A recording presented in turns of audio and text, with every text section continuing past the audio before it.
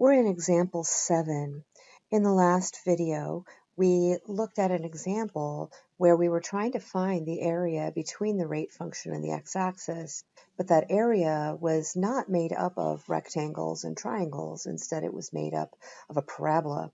In this example 7, again, we are given a rate function, so we're calling it f prime of x. I have the graph of f prime of x given here, and we're focusing on the interval from x equals 0 up to x equals 8. We're trying to identify the value of the definite integral from 0 to 8 of prime of x dx. So, in other words, we're trying to find the area between this rate function and the x-axis. But again, it's not nice rectangles and triangles, which we would be able to find the areas of quite easily. Instead, it's got this curving nature to it, right? It's a third-degree polynomial. So it's not a simple geometric question any longer. What we're going to do to find this area is we're going to estimate it. Now, in this page, this first page, we're going to use 4 rectangles. On the top of the page, we're going to use what's called a left sum. And on the bottom of the page, we're going to do it again with a right sum. We're only going to use 4 rectangles to approximate the value of this definite integral. In the next video, we're going to use more rectangles to try to approximate the area, and that will give us a better estimate. And we're going to eventually here see how increasing the number of rectangles gives us a better and better estimate of this definite integral value. And finally, we will actually take the limit, which will give us the actual definite integral value. So this is just our introduction to this. It is going to get to be a better estimate by the time we're done with this process. You will need to watch at least another video. Okay. So I'm trying to estimate the area between the x-axis and this graph. I've been asked to estimate the area using 4 rectangles. So my first step is to take the length of the interval. My interval spans from 0 to 8, so the length of the interval is 8. I'm going to divide the length of my interval up into 4 equal pieces because I need to use 4 rectangles. I'm going to divide by the number of rectangles. So for my example, the length of the interval is 8. I divide by 4 rectangles and I get 2. 2 is the base length of each rectangle. Okay, so those are the bases. Kind of visualize now, I'm going to have these rectangles. There's the bases. Now let me focus on the very first rectangle. I'm using a base from 0 to 2. The height of my rectangle is going to be found by extending the height up on the left side of my interval. It's a left sum, meaning the height of this first rectangle is the height of the function on the left side of my rectangle. The left side of this rectangle is at x equals 0. So the height of the function is f of 0.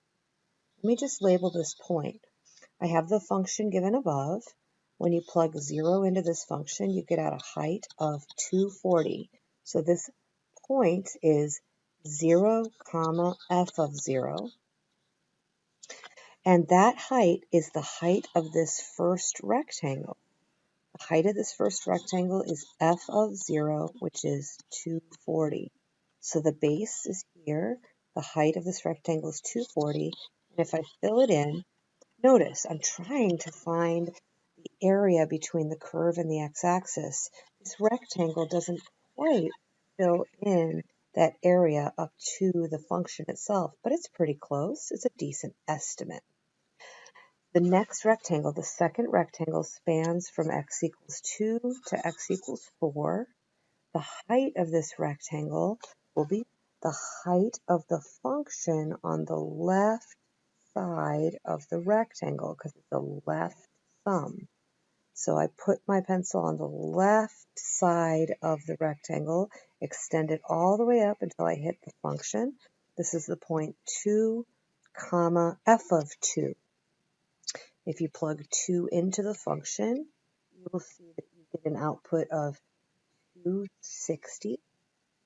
That is the height of the second rectangle. It spans from x equals 2 over to x equals 4.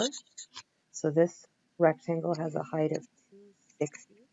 And now if we fill that in, this time, again, I'm trying to estimate that area between that rate function and the x-axis. This rectangle seems to overdo it a little bit. You see, it goes beyond the height of that function. It's overdoing it, but it's still a decent estimate of that area. And we do it again. Third rectangle spans from x equals 4 to x equals 6. The height of this rectangle will be on the left side of the interval. I extend the height up, up, up until I intersect the function at 4, comma, f of 4. So this particular rectangle, the height of f of 4 is going to be, let's see, it comes out to 200 when you plug 4 into that function. And extend that rectangle over the height of 200. Again, this rectangle is overdoing my estimate. You see that it actually extends beyond the height of the function, so it's overfilling. And the last one will go from x equals 6 to x equals 8. The height of the function is at f of 6. So it's 6, comma 120 when you plug 6 back in. Height of this rectangle is 120, and it's overdoing it again. So these rectangles, the area of these rectangles is estimating the area between that rate function and the x-axis. It's not quite right. It's an estimate, but it's a, okay estimate. Let's come down here now and actually write out our estimate. Our estimate for this definite integral from 0 to 8 of our function. I guess up here I was writing f of 0, and f of 2 is really f prime of 0, prime of 2, prime of 4, prime of 6. There we go. So it's approximately the area of this rectangle plus this rectangle plus this rectangle plus this rectangle. Those areas estimate our area overall. So the first rectangle, its area is base times height, so it's 2 times 240 plus. The second rectangle is 2 times 260, base times height, and then 2 times 200, and 2 times 120. Notice each rectangle has base length 2, so maybe a better way to write that is just factoring the 2 out front, and then it would be 2 times the quantity 240 plus 260 plus 200 plus 120. Notice what those really are. That's f prime of 0 plus f prime of 2 plus f prime of 4 plus f prime of 6. That's where those values came from. If you pop that in your calculator, you are going to get 1640. That is my left sum estimate of this definite integral. It's probably overdoing it a bit, right? Because these rectangles are filling in more area than necessary. Let's do it again now. We're trying to estimate this definite integral value. I did it with left sums. Let's do it again, this time with rectangles that are right sum estimates. The rectangle's heights will be found on the right side of the rectangle. Right sum estimate. Again, I first chop up my interval from x equals 0 to x equals 8 into 4 equal intervals. So I'll have a rectangle that spans from 0 to 2, and one from 2 to 4, one from 4 to 6, one from 6 to 8. This first rectangle that spans from x equals 0 to x equals 2, since it's a right sum, I put my pencil on the right side of the rectangle over here at x equals 2, and I extend the height of the rectangle up, up, up until it intersects the function at x equals 2. This time, the height of that first rectangle will be f of 2. Now f of 2, when you plug 2 into this function, you get 260. So the height of this first rectangle that spans from x equals 0 to x equals 2 is 260. Notice when you make this rectangle, you went backwards. The height of the rectangle is f of 2. So the right sum rectangle. First one is height 260. Okay, do it again. X equals 2 to x equals 4. A right sum rectangle. You put your pencil at x equals 4 and extend up until you hit the function. And this one will be x is 4. The height of the function is f prime of 4. So it's 4, comma, 200. That is the height of the rectangle that spans from x equals 2 to x equals 4. 200. This time it's a little under. That rectangle doesn't quite fill in the area between the right function and the x-axis. Again, from x equals 4 to x equals 6, I put my pencil at x equals 6, extend it up until it intersects the function of x equals 6. 6, comma, f prime of 6. The height of that function is, at 6, it's 120. So the rectangle from x is 4 to x is 6 has height 120. Again, it's not quite filling it all in. It's underestimating the area. And then lastly, from 6 to 8, I go up, up, up at x equals 8 until it intersects at f prime of 8. That has a height of 80 this time.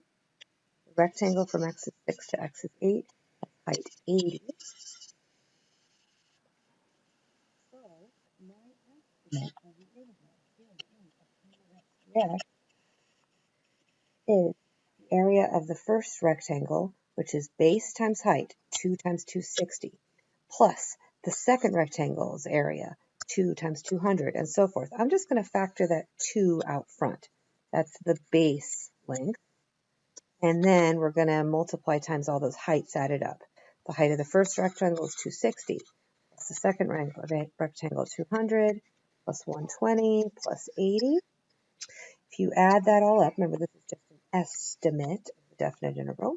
Add it all up, it comes to 1320. That is a right-hand estimate of our definite integral. And again, this is all just based on an estimate of that definite integral, estimate of filling in the area between this rate function and the x-axis. My first estimate was 1640. Those rectangles kind of overdid it. My second estimate here is 1320. Those rectangles kind of underestimated it. A nice thing to do might be to average them out.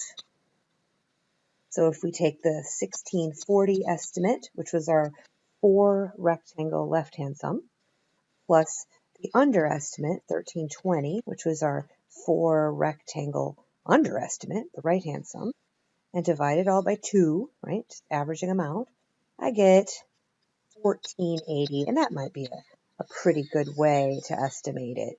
The left-hand sum and the right-hand sum and average them out.